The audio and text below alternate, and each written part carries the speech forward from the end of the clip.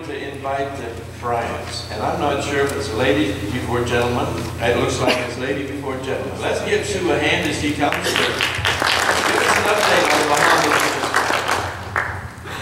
Good morning. It's always a privilege to be here where north meets south. Well, sort of in between, really, because we're going further south. Pastor Buston asked us to share something about what we're doing with the kids in Red Bays. Well, Red Bays on the backside of Andros Island in the Bahamas is the fastest growing settlement on Andros Island because of the kids. And so there's lots of kids to reach one way or another, but especially with the goal of the truth of the gospel, because there's lots of traditions, excuse me, and lots of background cultural beliefs that are not scripturally true. So it's been our challenge to touch their lives in more ways than one. Yes, you can go and you can teach the gospel, but you know, we are body, soul, and spirit, so there's lots of different ways to communicate, especially to kids. So I'm just going to tell you some of the ways that we do. We do homework. When we started down there almost 7 years ago, we brought the first public computers. And of course the high school kids needed computers even back then, but didn't know how to use them. And we taught them how to do their research, how to write papers, and there's been some just wonderful results. The kids come, the primary kids come after school, that's up to grade 6, and we sit out on the front deck and we do homework together, and it's just a great time for teaching all kinds of stuff besides reading, writing, and arithmetic. And then the high school bus comes at about 4 o'clock, and they take over our wannabe living room, which isn't. It's actually a small learning center right now. And they do their research, they do their craft projects, they do whatever that they need. They ask questions, they talk about the day's events, all kinds of things. And a few months into being there this last year, I think it was a devotional that Dave and I read about taking opportunities to pray. And we realized when the kids come to gather for the bus, it was natural for them to come over and sit around the table on the front deck. So what an opportunity to pray with them before they got on the bus and headed for school. So we started doing that, and they really look forward to it. Sometimes kids will show up as early as 7:30, and the bus might not leave until after 9 o'clock in the morning. He's never regular. It's the Bahamas after all. And so that was just a little snide comment. But anyway, we can counsel, they ask questions. Sometimes they buy cookies because we have a cookie ministry. We bake homemade cookies and sell each one for 25 cents because there's other things they can buy in the settlement for 25 cents. And we thought, cookies is natural, kids love cookies. Well, it turns out that a lot more than just kids love them. But a lot of kids come in the morning and they've not had breakfast. So there's one girl in particular who will buy $1 worth of oatmeal cookies. That's her breakfast. But it's been a great opportunity. Out of the homework outreach, that last year one girl graduated and is now attending community college in Maine with a sponsor family that are very mission-minded and dear friends of ours. This year, 3 of the girls are going on to college. 2 are going to a brand new institute that's been established on Andros, and the acronym is BAMSI. It's the Bahamian Agricultural and Marine Research Institute. And we're all in hopes that since it's connected to the University of Florida and other major institutions, that it will continue to flourish and grow and not go down under the Bahamian control. So anyway, and the 3rd girl is going to the College of the Bahamas, and she's been the outstanding female student all of her high school years with a GPA of 3.0 and better. And the principals have come, numerous community leaders have come and thanked us throughout the years we've been there, but especially recently, because they know that the Red Bay's kids are doing so much better because of the tools that people like you have donated, books, computer parts, and the energy and the wisdom that God has given my husband to take these parts and put them together into working wholes. So that's a thank you. Also reaching the kids, there's a birthday bag ministry. And as we travel from church to church and family to family, when we're here in the summertime, people give us little things, all the way from these little toilet articles to one year was kites, small pocket kites.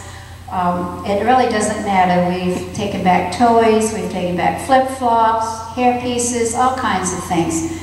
And those go into the birthday bags for the kids because most families do not observe their birthday. And I make a card for each one. I try to gather up all the birthday cards I can while I'm here in the States and personalize it to each child and put it in a grocery bag and put their name on it. It's a big deal to them. And it's an opportunity to always put something in, or even if when I give it to them, to give them a hug and let them know that they're loved, they're special, not just to us, but to Jesus. I mentioned the cookies. There's another vital outreach that I have to the kids, and that's the first aid department. Not something that I was particularly trained to do, but being a mother of many, God gave me lots of other experiences, and people donate all kinds of Band-Aids and aspirin and you name it, and so they'll come to the door and say, "Graham, got a boo-boo." So then it's my privilege to not only attend to whatever the injury is, but sometimes to pray with them, sometimes to comfort them. It's a teaching moment, and God has taught me to be watchful and take advantage of those. There's also this last year, because we have a small compressor on the front porch, there's been lots of kids with their bikes. And I learned all kinds of techniques on how to repair a bike tube with fishing line. I did not know there was such a skill. But these boys will sit out front for hours trying to get that hole in their bike tube tied off with a fishing line so they can reuse the tube. So anyway, I'll put a plug in for any kind of bike tubes. If you come across any and you happen to be at Walmart or somewhere and you want to buy some bike tubes for us to take back, those boys would just love that. But that too has been an opportunity to go out and learn what they're doing and just to fellowship and love on them. And Dave is going to talk about some of the areas that he uses to reach the young people. But I just want to say thanks. We love you. We appreciate being here. We always feel loved and supported. And thank you for your prayers and your gifts. They mean a lot. And remember, whatever fruit is to be allegedly accounted to our account, it's really yours. So thanks.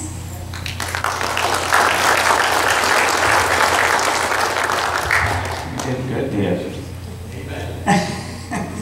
She usually doubles her time. I just wanted to make a comment. Someone said to me a little earlier, asked me if I were your brother because of your birth. And my wife made a comment about Bahamians and some of their behavior. He's a Bahamian, so maybe that accounts for some of the things you have to put up with here.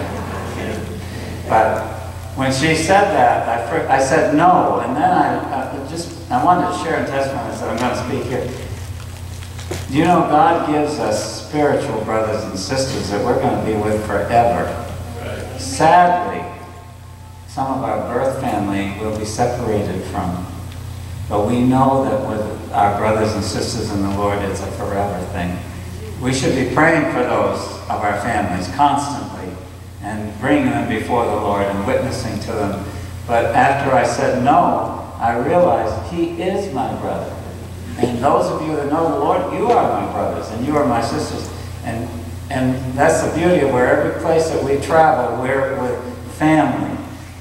This is family to us. And and I really appreciate it. It's like coming home every time. You know, somebody said, when you're a missionary, where is home? Because we talk about going home to Maine, we got home to the mission field. Home is with your family. And when we're here, this is home. And we really appreciate that. Very quickly, the Lord has blessed us immensely, and this year we were able to initiate a purchase of a building, because during the last year, most of you know, we had to move from the location we were in, and we moved into an apartment which we had to refurbish, which we ended up using part of it as a learning center. We did not have room to continue our Bible club ministry this last year. God has given us a building. We have a truck sitting up here on the lot that God gave us to take back to the man we owed for the building. He's going to sign off on the building, we're going to sign off on the truck, and the building will be ours, and now we're ready to renovate. And we're praying that within a month or two of returning, we'll be able to get enough space so that we can resume the Bible club, because all year long, the children kept coming and saying, when is Bible club? When is Bible club? And I remember we've been there and had 5 years of Bible club ministry, and we do not want to let that slack off anymore. This has been a vital part of it. Listening to the kids quote the scripture, this is a big part of what we were doing with them, and we don't want them to, because the scripture says, thy word have I hid in my heart that I will not sin against you, Lord. And so we've been trying to initiate that, and so this year, with your help, with your prayer, we're going to get that building in enough shape so that we can get this going again. That's one of the big factors. The other one is that with the move and being right next door to our landlord, who has what you would call a shade tree mechanic shop, a lot of the young men would be hanging out in his yard, some of them working on cars that may never run, some of them working on cars we hope won't run. But they're all there in the yard, and when we moved there, he immediately said, all right, boys, you clean up your language. Pastor's over there. But it also enabled us to have a ministry with these young men, some of them that would never come near when we were down at the church mission house yard. Now they're coming around, and all we have to do when we have a heavy load or something to do is say, boys, I need some help, and they're right there. They come to the door, they buy the cookies. We have an opportunity to minister them, and one of the things that my wife wants to do when we go back is start having breakfast occasionally, inviting these young men to come for breakfast, which they will, and having a chance to share the word with them. For 4 years before we moved, many of them avoided us. We knew who they were, but they didn't come around like our Bible club kids and like the other young people. They didn't come to church. And so the Lord is opening a new door for us. So we're praying as we make this move, and on top of that, now we've gotten acquainted well enough with them as we begin the renovations. And it's already happened as we've been working around the fields up there. Some of these young men have drifted in and said, can I help? Can I help? So God is giving us, really, by this move, He's opened up so many more doors. I don't know if we can go through them.